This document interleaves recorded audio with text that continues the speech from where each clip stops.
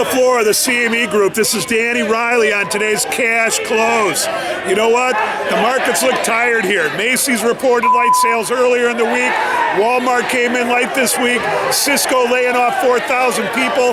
Bonds down to 131.09. S&P down to 1656. It's been one big flunk-a-dunk in the S&P. The high of the day in the S&P came in at 1669 even on the open. The low came in at 1656 even late in the day, and last we're 1659 even.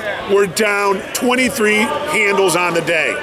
Total volume, we've got 2.25 million minis traded and 5,000 big S&Ps traded in the pit.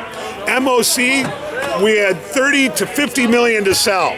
Tomorrow we've got the housing starts number, we've got the productivity and cost number, we've got the consumer sentiment number, and you know what? At the end of the day, these markets are feeling mighty jittery. And after a big rally, the S&Ps are starting to find a top here. Is it at 1,700, 1,705, whatever?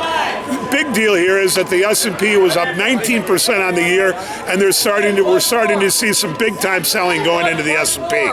Now, the 3-week low in the S&P comes in at 1653.5.